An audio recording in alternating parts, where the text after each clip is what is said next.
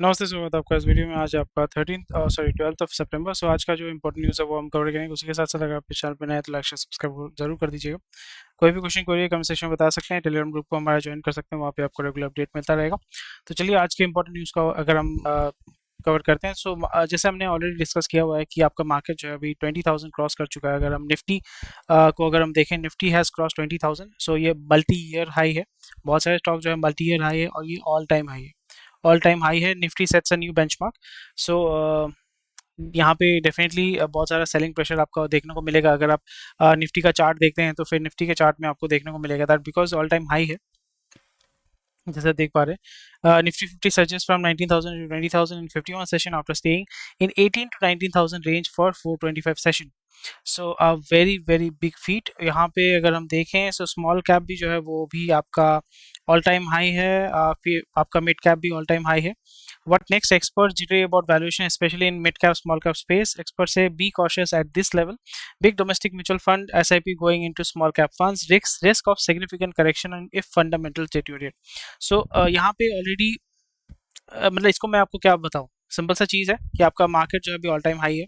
आपको लग रहा होगा कि भाई ऑल टाइम हाई में आपको हमेशा समझना पड़ेगा कि जैसे रॉस चाइल्ड ने बताया था कि buy when there is blood on the street. So अभी मार्केट में there is no blood.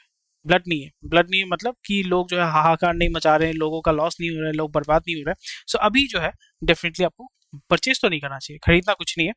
But जैसे मैंने बताया कि अगर आप स्विंग ट्रेडिंग कर रहे हैं, अगर आप ट्रेडिंग कर रहे हैं तो आपके पास मल्टीपल अपॉर्चुनिटीज आएंगे। बट अगर आप लॉन्ग टर्म इन्वेस्टमेंट भी करना चाहते हैं तो उसके लिए भी आपके पास बहुत सारे अपॉर्चुनिटीज आपके पास आएंगे।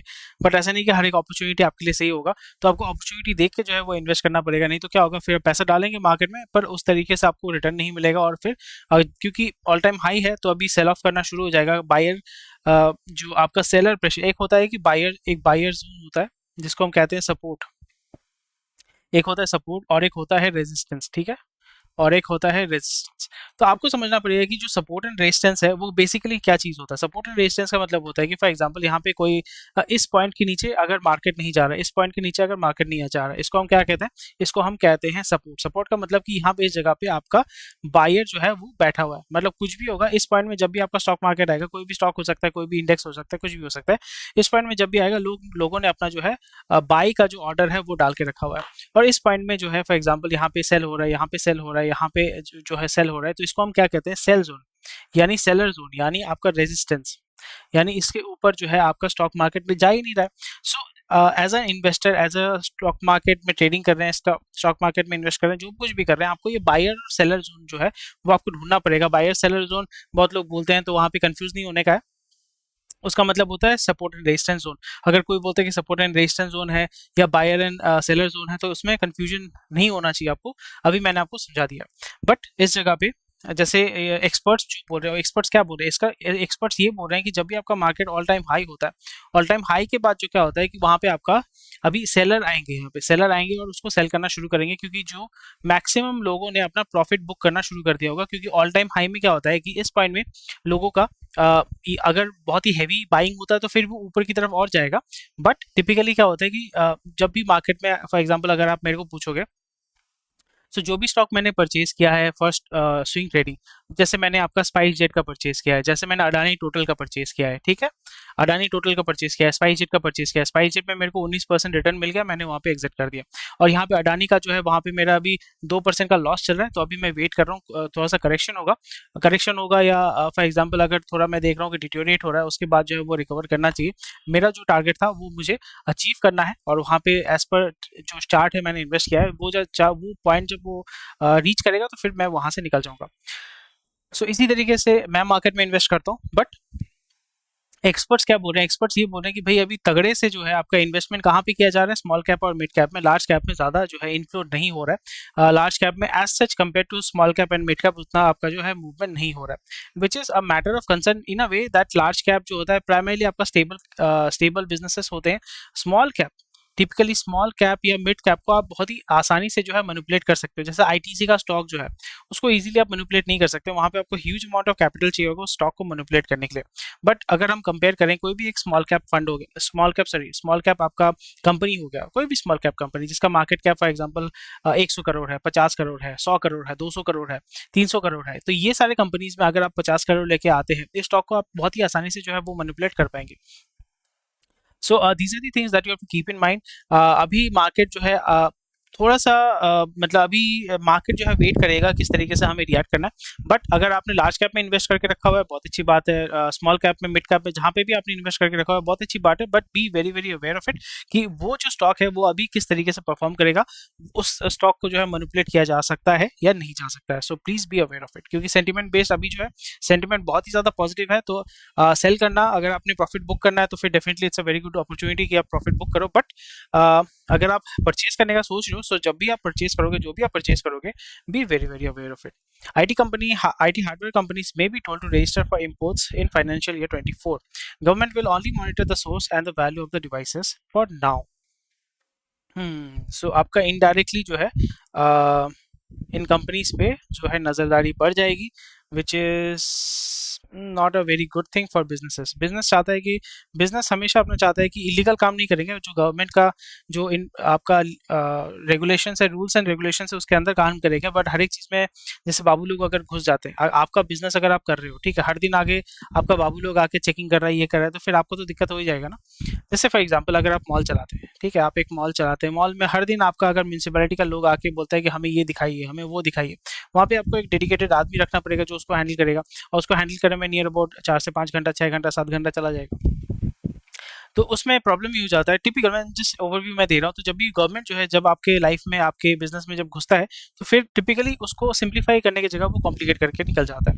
इसलिए be very very aware of it. Quota and licensing likely from next fiscal year, so this is going to be a very very good thing for smugglers जो तस्करी का काम करते हैं, जो स्मगलिंग का काम करते हैं, उनके लिए बहुत ही अच्छा न्यूज़ है।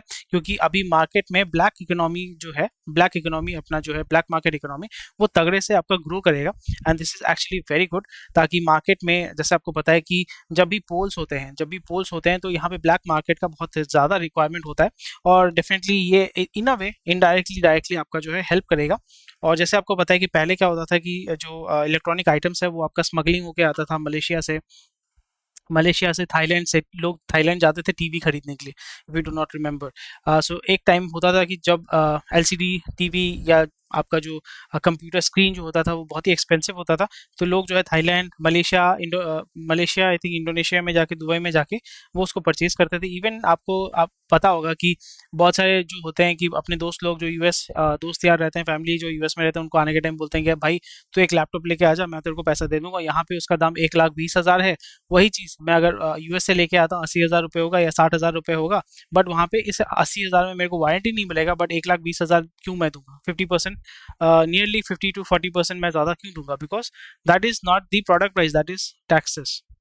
So 90% of global demand is serviced by Dell, HP, HPE, Acer, Lenovo, Asus, and yeah, majority of big firms to make in India as part of PLI scheme. So primarily objective ये है कि भाई आप arm twisting करके उनको बता रहे हो कि भाई इंडिया में बनाओ, या इंडिया में अगर आप नहीं बनाते हो यानी इंडिया में आप असेंबल करो। मैन्युफैक्चरिंग इंडिया में पॉसिबल नहीं है in a short span of time, but India में आप क्या कर सकते हो, आप असेंबल कर सकते हो। तो यहाँ पे बोलेंगे कि भाई आप कैसे बोल रहे हो, तो फिर वो इंडिया में वही बोलेंगे कि इंडिया में अगर आईफोन असेंबल हो सकता है, रेडमी का फ़ोन अगर असेंबल हो सकता है, सैमसंग का फ़ोन अगर असेंबल हो सकता है, तो फिर आपका इलेक्ट्रॉनिक आइटम क्यों नहीं हो सकता है।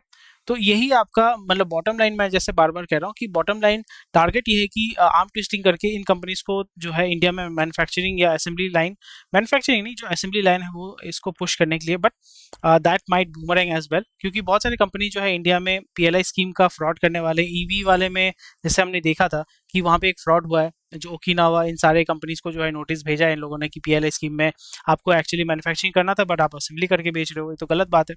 So very interesting stuff which is going on here. According to official aware of the details for current fiscal year, the government will only monitor the source and the value of the devices as part of import management system. Companies will be allowed to bring in as much as they require to meet the demand. Quotas and other compliances will come into effect later stage or starting next fiscal year. Falana Dhinkana, the government communicated its stance to the industry on September 8 meeting chaired by Minister of State for Electronics and IT, that is Rajiv Chandrasekhar. So जैसे मैंने बताया कि यहाँ पे आपका बोल सकते हैं कि मतलब यहाँ पे कोई ब्लैकमेलिंग का काम चल रहा है कि आपको इंडिया में करना ही पड़ेगा, ज़बरदस्ती है। और जब भी आप ज़बरदस्ती का इंडस्ट्री को पुश करते हैं तो वो इंडस्ट्री कहीं कभी भी नहीं आएगा, वो भागेगा वहाँ से। इधर वो बैक चैनल को इस्तेमाल करेगा, फिर फने मतलब जैसे आपको पता है कि ओप्पो वीवो वाले जो बंदे थे उसके डायरेक्टर्स चाइना भाग गए थे, आई थिंक थ्रू नेपाल या भूटान के माध्यम से वो भाग गए थे, तो पैसा लेके भागेंगे। सो देखो धंधा जो है ना, धंधा ऐसा चीज़ है ना कि आपको वहाँ पे डिमांड एंड सप्लाई में वो चलता है। वो आपका दारू का धंधा हो, किसी भी चीज़ का धंधा हो, वो धंधा हमेशा सप्लाई एंड डिमांड के बेसिस पे चलता है। सप्लाई रहेगा तो डिमांड, मतलब डिमांड अगर रहेगा सप्लाई कहीं ना कहीं से तो आ ही जाएगा। इधर लीगल वे में, इलीगल वे में आएगा। लीगल वे मतलब गवर्नमेंट वहाँ से अपना जो है हिस्सा ले लेगा। इलीगल मतलब as per government there is nothing illegal and legal, but it all depends on the law of the land. जैसे आपका अमेरिका ने पुश किया था कि गांजा को इलीगल करो, नारकोटिक्स को इलीगल करो, सो उसके चलते जो है आपका इंडिया ने भी अडॉप्ट कर लिया कि हाँ गांजा इलीगल है। बट आप इंडिया में कहीं पे भी जाओ, किसी भी नुक्कड़ नुक्कड़ में जाओ, किसी को भी पूछो, किसी रिक्शा वाला को पूछो, वो बता देगा कि कहाँ पे आपको गांजा मिलेगा। गांजा क्यों मिल रहा है? Because there is a demand, demand है बोल के सप्लाई है। जैसे आपका बिहार गुजरात में आपका अल्कोहल बैंड है, आपको क्या लगता है कि वहाँ पे लोग दारू नहीं पीते हैं? धड़ल्ले से दारू पीते हैं। तो वहाँ पे जो है दारू आइदर ताड़ी के माध्यम से होता है या स्मगलिंग के माध्यम से होता है। तो जब भी वो स्मगलिंग होता है तो गवर्नमेंट को जो टैक्स मिलना चाहिए, एक्साइज ड्यूटी मिलता है, वैट मिलता है, जो मिलना चाहिए वो नहीं मिलता है। तो फिर जो नेबरिंग स्टेट्स हैं जैसे बंगाल हो गया, झारखंड हो गया, वहाँ पे आपका उस बॉर्डर एरिया से जो है स्मगलिंग होता है आपका बिहार में अल्कोहल। सो उससे दूसरे स्टेट का जो है उसका बहुत ज़्यादा फायदा हो जाता है। उस स्टेट में जो बॉटलिंग कंपनीज है या अल्कोहल मैन्युफैक्चरिंग कंपनीज, उनका बहुत जो है बहुत फायदा होता है। So very interesting stuff. As local production picks up, reliance on imports will decline. So main चीज़ जैसे मैंने बताया कि it's all the same thing, but इसके पीछे का जो पर्पस है वो अगर आप समझ जाते हैं, so it becomes much more easier for you to understand the market, then try to figure out कि अच्छा इस तरीके से ये काम हो रहा है, ये पॉलिसी का ये काम है, गवर्नमेंट इस तरीके से बिहेव कर रहा है, ये अच्छा है, सही है, गलत है। Then you have to decide by yourself, and that's my feedback on that. ठीक है, बहुत बढ़िया। So Reliance Retail Ventures get 2000 crore from KKR. KKR मतलब वो कोलकाता नाइट राइडर्स नहीं है, यहाँ पे केकेआर जो है वो आपका पीई कंपनी है, global investment firm, that is KKR has invested near about 2000 crore in Reliance retail venture holding company for retail business of RIL. बहुत अच्छी बात है। उसको कितना मिलेगा? 0.25% मिलेगा। ओ माई God.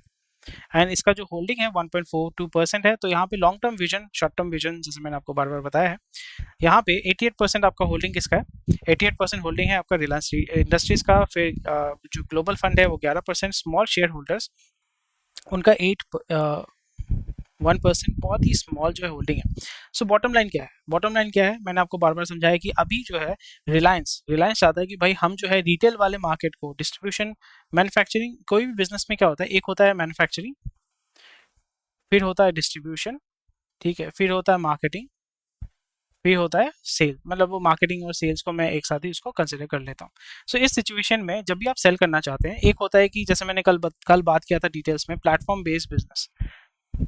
Platform based business. So platform based business typically are failures unless you are a monopoly. Unless you are a monopoly. So monopoly तैयार करना एटलीस्ट इंडियन लोगों के लिए बहुत ही डिफिकल्ट है, क्योंकि यहाँ पे आपको डॉलर में चाहिए होगा, बहुत ज़्यादा पैसा चाहिए होगा, आपको फंड रेज करना पड़ेगा। फंड इंडिया में टिपिकली उतना इजीली अवेलेबल नहीं, अभी तो बहुत ज़्यादा अवेलेबल है, बट पहले के कंपैरिजन में आपका जो अवेलेबिलिटी ऑफ फंड है that is not that high. So in this situation आपको एक प्लेटफॉर्म तैयार करना है। इसलिए आप जितने भी प्लेटफॉर्म जो हम इस्तेमाल करते हैं सब गोरो का है। यूट्यूब हो गया, गूगल हो गया, अमेजोन हो गया, ये सारे जो है गोरो का है। फ्लिपकार्ट जो है गोरे ने पैसा डाला हुआ है, देसी ने शुरू किया बट गोरे ने पैसा डाला हुआ है। तो इससे प्रॉब्लम ये होता है कि पैसा इंडिया से बाहर जाता है। सो इस जगह पे रिलायंस जो है वही काम कर रहा है। रिलायंस का आप देख सकते हो कि Reliance has a unlimited supply of money. वो आइदर केकेआर से पैसा उठा रहा है, सॉवरिन फंड से पैसा उठा रहा है, जैसे आपका अबू धाबी का एडीआईए जो है, अबू धाबी इन्वेस्टमेंट अथॉरिटी, उनका पैसा है। कतार है जो है, कतार केक्यूआईए जो है, कतार investment authority, something like that. Sovereign fund, ये दीज आर सॉवरिन फंड। जो अगर आप सॉवरिन फंड का पैसा उठा सकते हो, इट्स अ बिग डील। अगर आप सॉवरिन फंड का पैसा उठा रहे हो, it is actually a big deal, क्योंकि उस देश का मतलब उस देश के गवर्नमेंट को आपने कन्विंस कर लिया कि भाई आप मेरी कंपनी में इन्वेस्ट करो, या पेंशन फंड जितने भी होते हैं वहाँ पे अगर आप इनको परस्यू कर सकते हैं, इनको कन्विंस कर सकते हैं आप इसमें पैसा डालो, then you are actually a very big shot. So in this situation हमें क्या देखने को मिल रहा है, दैट रिलायंस रिलायंस जो है, रिलायंस अपना जो मार्केट शेयर है, जो डिस्ट्रीब्यूशन है, दैट इज वो मैन्युफैक्चरिंग, वो ब्रांड को ओन कर रहा है, वो मैन्युफैक्चरिंग को ओन करना है, वो डिस्ट्रीब्यूशन को ओन कर रहा है। ठीक है, डिस्ट्रीब्यूशन के साथ साथ वो मार्केटिंग चैनल्स को भी ओन कर रहा है। ठीक है, सेल्स चैनल को भी ओन कर रहा है।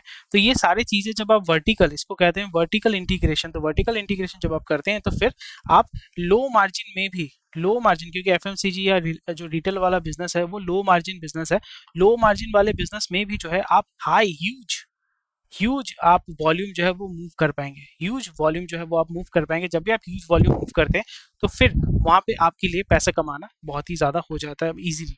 और यहाँ पे मेन, जैसे मैंने बताया कि मार्केट शेयर बहुत ज़्यादा मैटर करता है, मार्जिन बहुत ज़्यादा मैटर करता है, एंड जो वॉल्यूम है, जो वॉल्यूम आप मूव कर रहे हो, ये बहुत ज़्यादा मैटर करता है। ये तीन चीज़ अगर आप काम कर सकते हैं रिटेल में specifically, then you will be the king. And अभी यहाँ पे क्या करेंगे, they will be building up the whole balance sheet. Balance sheet के बाद वो क्या करेंगे, then they will be filing for IPO, और आईपीओ में आप और हम जो है इसमें इन्वेस्ट कर पाएंगे, और वहाँ से जो है जितना हो सके रिटर्न हम उठा पाएंगे। जैसे जियो सर्विसेज उन्होंने अलग कर दिया, फिर इसी के साथ साथ वो लोग आर आर वी एल को लेके आएंगे, रिलायंस रिटेल वेंचर्स लिमिटेड, उसके अंदर आपका जितना भी रिटेल वाला काम है, अजियो, ये सारे सब आ जाएंगे। जियो प्लेटफॉर्म्स वो भी अलग आपका हो जाएगा। एनर्जी बिजनेस वो अलग हो जाएगा, एनर्जी बिजनेस में आपको बायोगैस या रिन्यूएबल, उसको वो अलग एंटिटी के माध्यम से वो लोग उठाएंगे, जैसे जेएसडब्ल्यू न्यू, जैसे मैंने कल बात किया था। जेएसडब्ल्यू न्यू क्या है, JSW new, JSW Jindal group ने शुरू किया है, वो आपके रिन्यूएबल में काम कर रहे हैं, हाइड्रोजन प्रोडक्शन में काम कर रहे हैं। सो very interesting stuff which is going on Indian market में, बहुत ज़्यादा तगड़ा जो है, बहुत इंडस्ट्री स्पेसिफिक बहुत ह्यूज मूवमेंट आपको देखने को मिल रहा है। सो बहुत ही बढ़िया चीज़ है। 15-16 मिनट हो गया है, फर्स्ट पेज हमने कवर कर लिया है। Cola company ride the cricket wave in second summer, so बहुत अच्छी बात है। गर्मी भी है, बारिश भी है, सब कुछ है। और इस जगह पे आपके जितने भी कोला कंपनी है, सॉफ्ट ड्रिंक वाले कंपनीज है, कोला कंपनी मतलब पेप्सी कोला नहीं है, उसी के साथ साथ जो गेटोरेड, स्प्राइट, थम्स अप, ये सब जो पीते हैं चीनी वाले जो ड्रिंक होता है, वहाँ पे आपको ज़्यादा पुश किया जाएगा। रोपिंग इन क्रिकेट और गेटोरेड को पुश कर रहे हैं Disney, Hotstar, Reliance planning to advertise extensively by leveraging Mumbai Indians team, Campa Cola. Yes, Campa Cola जो है अभी मार्केट में they are bringing the product. पहले वो नेटवर्क को तगड़ा, जैसे मैंने बताया था, मैन्युफैक्चरिंग को पहले स्ट्रॉन्ग करते हैं, फिर डिस्ट्रीब्यूशन को स्ट्रॉन्ग करते हैं, फिर मार्केटिंग पे फोकस करते हैं, फिर मार्केटिंग के बाद, मार्केटिंग अगर आपका तगड़ा हो गया तो देन आप सेल करते हो, सेल करके वो साइकिल को आप कंप्लीट करके फिर आपका जो प्रोडक्ट है उसको आप मार्केट में रोलिंग करना शुरू कर देते हो। Passenger vehicles scale a new high but entry level offtake stays weak, बहुत ही इंटरेस्टिंग न्यूज़ है, चलिए देखते हैं। Passenger vehicle rise over 9% as three wheelers offtake surges in August, two wheeler numbers remains flat, बहुत अच्छी बात है। ये देखो मेन चीज़ वही है ना, फर्स्ट पैराग्राफ में दिया हुआ है, sales of passenger vehicles in the country rose to their highest level last month, riding robust demand from for SUV, जो एसयूवी का जो अभी क्रेज चल रहा है अभी। The wholesale volumes of entry cars and motorcycles, entry level cars यानी जो छोटे छोटे हैचबैक होते हैं, Celerio, Alto, and motorcycles remain weak due to the pressure on disposable income of consumers at lower end of the market. So अगर हम देखें again कब, बिकॉज थोड़ा सा डिटेल्स में हमें जाना चाहिए। सो अगर हम देखें यहाँ पे इस सिचुएशन में, इसको मैं 2 कर देता हूँ, हाँ। सो आपका कार, अगर मैं देखूँ गाड़ी, ठीक है, गाड़ी वाले सेगमेंट में अगर हम देखें, सो गाड़ी वाले सेगमेंट में आपका एक होता है हैचबैक, जो अब ऑल्टो, सेलेरियो, ये हो गया हैचबैक। उसके बाद हो जाता है एसयूवी, जो सब 4 मीटर होता है, जैसे बोलेरो। एसयूवी हो गया फॉर्चुनर, फिर आपका महिंद्रा स्कॉर्पियो, स्कॉर्पियो, स्कॉर्पियो ने स्कॉर्पियो, स्कॉर्पियो, ठीक है, उसके बाद आ जाता है आपका सेडान टाइप्स ऑफ व्हीकल जो इंडिया में अवेलेबल है, और एसयूवी के अंदर आपका थार भी आ जाता है। सो अभी एसयूवी का जो है क्रेज है इंडिया में। इवन मेरे को भी ऑप्शन मिलेगा तो मैं भी खरीदूंगा, क्योंकि एक होता है कि उबड़ खाबड़ रास्ते हैं, हमारे देश में जो रास्ता है उबड़ खाबड़ है। सेडान का पहले बहुत अच्छा एक रुतबा था, जो ऑफिसर्स होते थे, डॉक्टर्स होते थे, टिपिकली आपका सेडान यूज करते थे, क्योंकि पीछे जो सीट है वो लंबा चौड़ा होता है, स्पेस ज़्यादा मिलता है, कंफर्टेबल है। सो अगेन सेडान का सेल जो है वो comparatively it has been flat. SUV का सेल हैज़ बीन ग्रोइंग। और इवन जो आपका छोटा गाड़ी है इग्निस, इग्निस को भी वो लोग कॉम्पैक्ट एसयूवी बोलते हैं उनके advertisement, which is strange. SUV का जो कमर्शियल आप बोल सकते हो कि बोलेरो, उसका सेल तो मतलब स्टेबल ही रहता है, उसका जो रूरल एरिया में, विलेज एरिया में जो कंजम्पशन है वो कभी कम नहीं होने वाला है। हैचबैक का जो है, हैचबैक में आपका डिफ्रेंशिएशन हो गया है कि 7 लाख के नीचे का जो हैचबैक है we consider that as affordable, और 7 लाख के ऊपर जितना भी है, जैसे i20 हो गया, या जैज हो गया, या फॉर एग्जांपल फ्रॉन्क्स हो गया, ऐसे बहुत सारे हाइब्रिड, मतलब एसयूवी और हैचबैक के बीच में जो है हाइब्रिड लाया जा रहा है, which is more than 7 lakh rupees. So उसको हम कंसिडर करेंगे premium.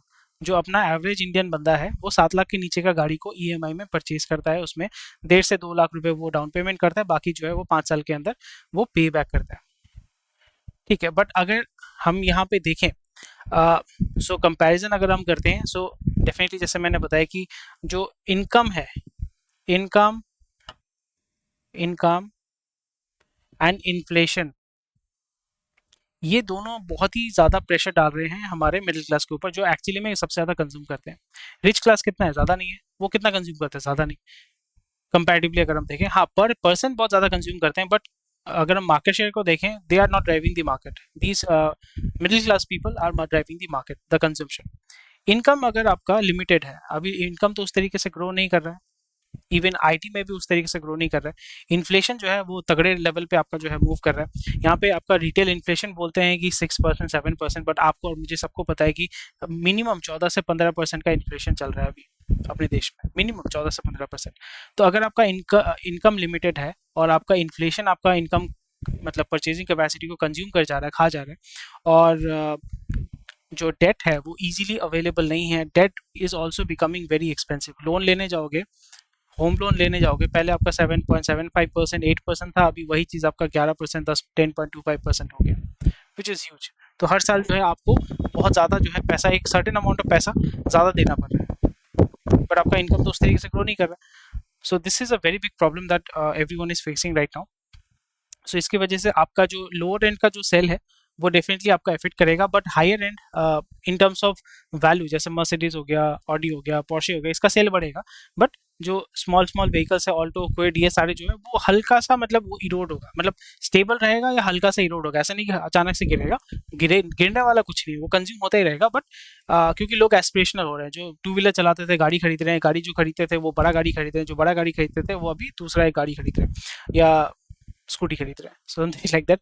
So very interesting stuff, aspirations is very good, but this is how the whole structure is working.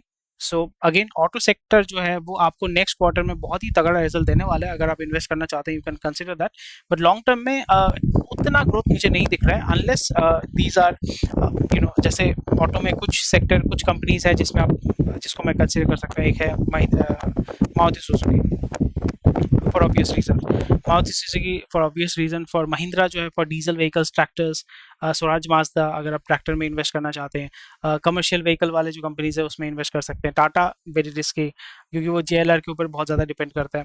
And उसके बाद दूसरे जो कंपनीज है, होंडा, हुंडई, इसका आप परचेज नहीं कर सकते। होंडा मोटर्स आई थिंक है, बट उसमें परचेज नहीं कर सकते। टू व्हीलर में जो है आपके पास ऑप्शन बहुत लिमिटेड है। आपका हीरो मोटर लिमिटेड है, बजाज है, टीवीएस है, और कौन सा ही कंपनी है, कोई auto company, two wheeler company है। So yes, this is where we need to look into, अगर आप ऑटो में इन्वेस्ट करना चाहते हैं तो, ऑटो में अगर चेक करना चाहते हैं तो। Samhi hotels IPO to open at Thursday, इतना इतना है, आप अगर लेना चाहते हैं तो देख सकते हैं। एमपीवी एक सेगमेंट होता है, मल्टीपर्पज़ व्हीकल, वो मैंने कवर नहीं किया, जैसे अर्टिगा हो गया, एक्सल 6 हो गया, वो तो उसका इनोवा हो गया, दीज आर ऑल एमपीवी, तो ये तो कमर्शियल व्हीकल में ज़्यादातर चलता है इसको। सो SE wants a spy jet of drastic action in Credit Suisse case. So stock जो है वो गिरेगा। सो उसके पहले ही हमने बेच कर निकल गए, बहुत बढ़िया। Very nice. Refiners market share is 8.5%। नया share in Indian bulk diesel business expands to 4 times. Very nice. So SR is investing near about $4.5 billion in setting up integrated steel plant। तो एक साल पहले इसका न्यूज़ आया था। They are working on Saudi में काम करेंगे वो लोग, प्लांट तैयार करेंगे। Nice nice nice. बाइजूस जो है ग्रेट लर्निंग को सेल करना चाहता है। एंड एपिक एपिक वो कोरिया यूएस वाला कंपनी है जिसको उसने परचेज किया था, आई थिंक $750 बिलियन या $1 बिलियन में। उसको ये सेल करना चाहता है। ये लोन लिया था। क्विट साइड दो। शन लमसम अभी नहीं करना है, एसआईपी करना है मिड कैप स्मॉल कैप में, जहाँ पे आपको बताया जाएगा कि भाई 50%, 30%, 40% रिटर्न दिखा रहा है। सो बी वेरी केयरफुल थे। सो बाकी जो मतलब न्यूज़ है वो मैंने कवर कर दिया और 24 मिनट हो गया long video. Anyway, thank you for watching this video. कोई भी क्वेश्चन करिए कमेंट सेक्शन में बता सकते हैं। Thank you for watching. कि थोड़ा सा सेटअप मैंने चेंज किया क्योंकि वो डिस्प्ले वाला पेन टैप मैं यहाँ पे यूज़ कर रहा हूँ। So it is much easier for me to speak without losing my eyes, क्योंकि आँख दर्द नहीं करता। So thank you for watching this video. कोई भी क्वेश्चन करिए कमेंट सेक्शन में बता सकते हैं। टेलीग्राम ग्रुप को ज्वाइन कर सकते हैं। टेक केयर, बाय बाय, जय हिंद।